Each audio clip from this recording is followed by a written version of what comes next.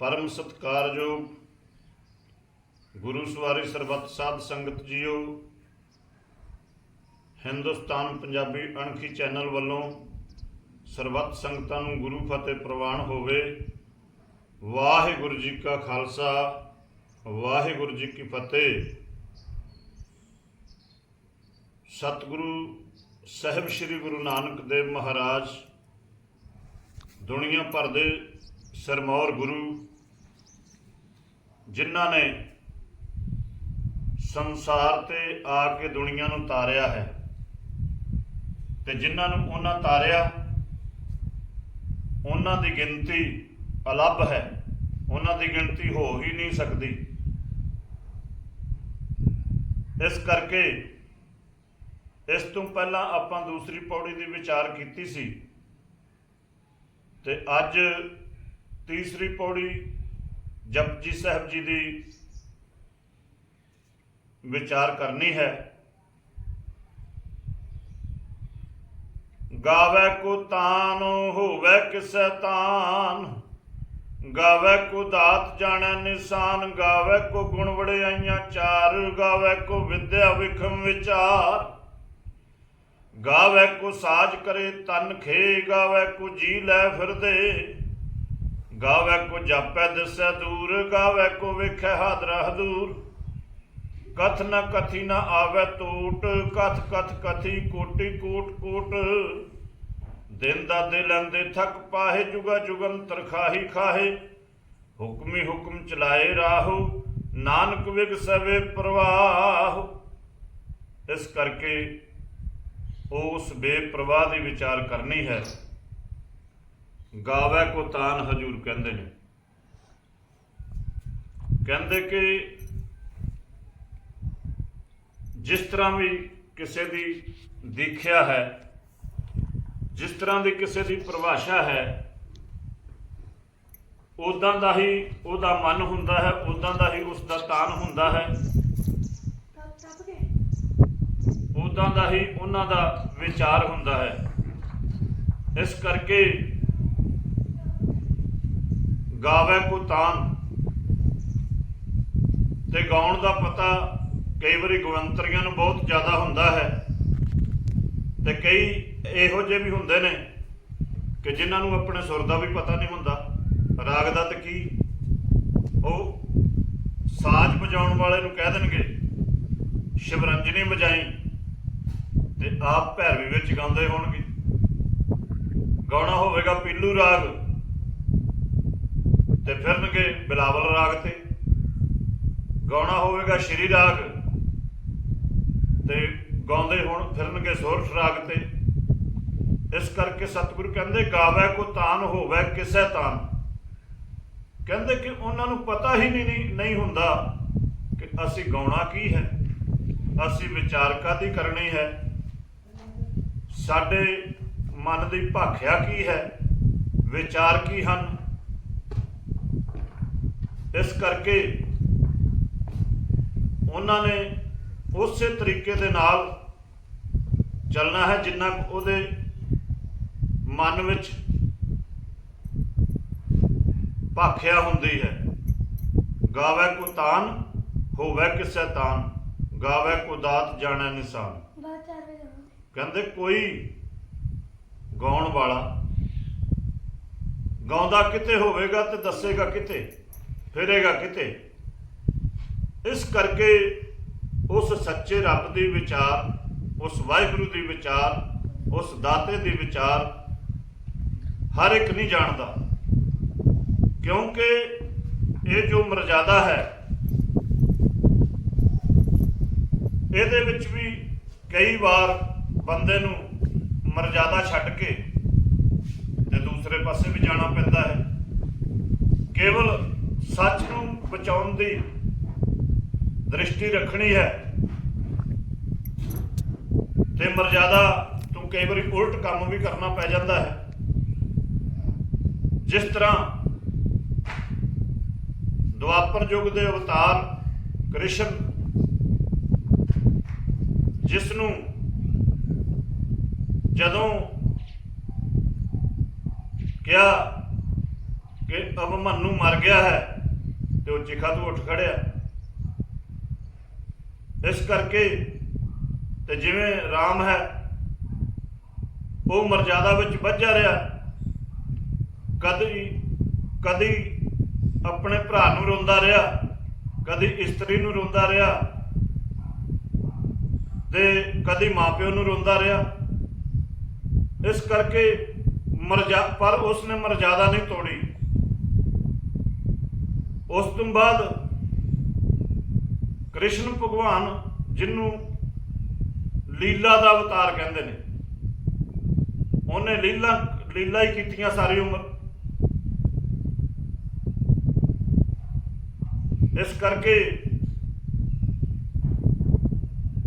ਉਹਦੀ ਲੀਲਾ ਵੱਖਰੀ ਸੀ। ਉਹਨੇ ਕਦੀ ਕਿਸੇ ਨੂੰ, ਉਹਨੇ ਸੱਚ ਨੂੰ ਬਚਾਉਣ ਤੱਕ ਹਾਜ਼ਰ ਰਿਹਾ।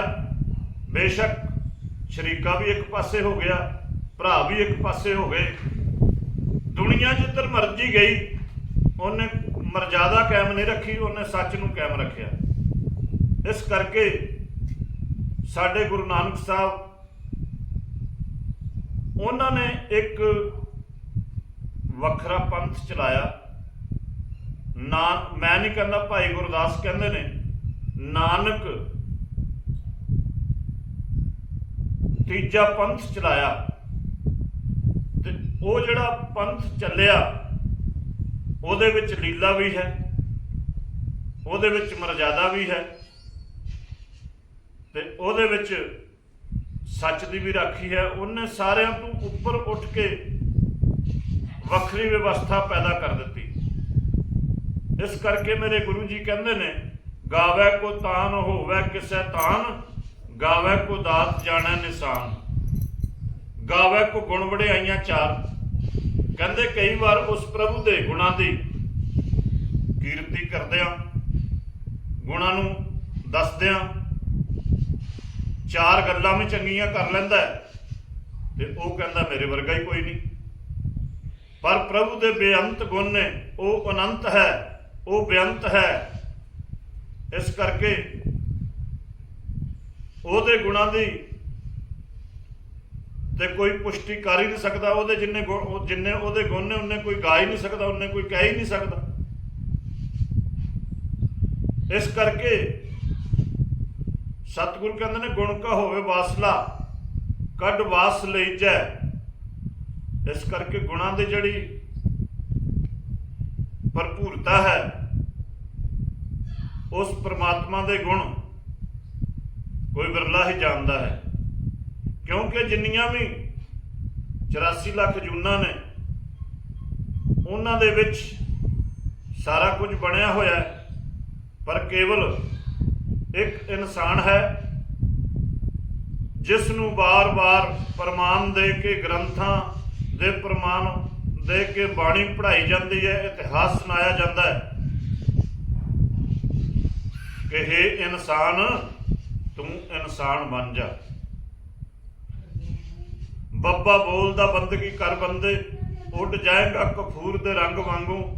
ਐਵੇਂ ਬੰਦਿਆ ਜਵਾਨੀ ਤੇ ਮਾਣ ਕਰਦਾ, ਟੁੱਟ ਜਾਏਗਾ ਡੋਰ ਪਤੰਗ ਵਾਂਗੂ।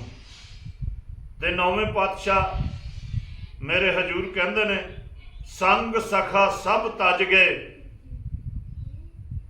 ਕਉ ਨਾ ਨਿਭਿਓ ਸਾਥ, ਕਹੋ ਨਾਨਕ ਇਹ ਵਿਪਤ ਮੈਂ ਟੇਕ ਏਕ ਰਗਨਾਥ। ਇਸ ਕਰਕੇ ਉਸ ਪ੍ਰਮਾਤਮਾ ਦੇ ਨਾਲ ਜੁੜਨ ਵਾਸਤੇ ਬੜੇ ਯਤਨ ਕਰਨੇ ਪੈਂਦੇ ਨੇ, ਬੜਾ ਸਮਾਂ ਤਪ ਕਰਨਾ ਪੈਂਦਾ ਹੈ, ਗੁਰਬਾਣੀ ਪੜ੍ਹਨੀ ਪੈਂਦੀ ਹੈ, ਸਿਮਰਨ ਕਰਨਾ ਪੈਂਦਾ ਹੈ। ਗਾਵੈ ਕੋ ਤਾਨ ਹੋਵੈ ਕਿਸੈ ਤਾਨ, ਗਾਵੈ ਕੋ ਦਾਤ ਜਾਣੈ ਨਿਸ਼ਾਨ, ਗਾਵੈ ਕੋ ਗੁਣ ਵਡਿਆਈਆਂ ਚਾਰ, ਗਾਵੈ ਕੋ ਵਿਦਿਆ ਵਿਖਮ ਵਿਚਾਰ। ਕਈਆਂ ਕੋਲ 4 ਤਰ੍ਹਾਂ ਦੀ ਵਿਦਿਆ ਹੋਵੇ ਤੇ ਉਹੀ ਆਪਣੇ ਆਪ ਨੂੰ ਸੰਪੰਨ ਸਮਝਦੇ ਨੇ। ਕਿਸੇ ਕੋਲ 14 ਤਰ੍ਹਾਂ ਦੀ ਵਿਦਿਆ ਹੈ, ਉਹ ਵੀ ਆਪਣੇ ਆਪ ਨੂੰ ਸੰਪੰਨ ਸਮਝਦਾ। ਕਿਸੇ ਕੋਲ 16 ਤਰ੍ਹਾਂ ਦੀ ਵਿਦਿਆ ਹੈ, ਉਹ ਵੀ ਆਪਣੇ ਆਪ ਨੂੰ ਸੰਪੰਨ ਸਮਝਦਾ। ਪਰ ਇਹ ਵਿਦਿਆ ਦਾ ਅਨੰਤ ਕਾਲ ਕੁਛ ਹੈ ਹੀ ਨਹੀਂ। ਇੱਕ ਵਿਦਿਆ ਵੀ ਸਾਰੀ ਜ਼ਿੰਦਗੀ ਵਿੱਚ ਬੰਦਾ ਪੜ੍ਹ ਲਵੇ ਤੇ उस इंसान वर्गा भी इंसान बनना बहुत औखा हो जाता है, क्योंकि संपूर्णता केवल उस परमात्मा विच है। इस करके सुखमनी साहिब विच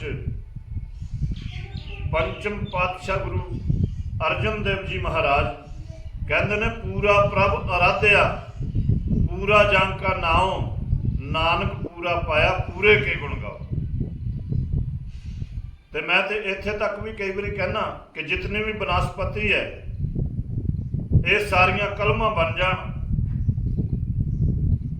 जिन्नी भी ये धरती है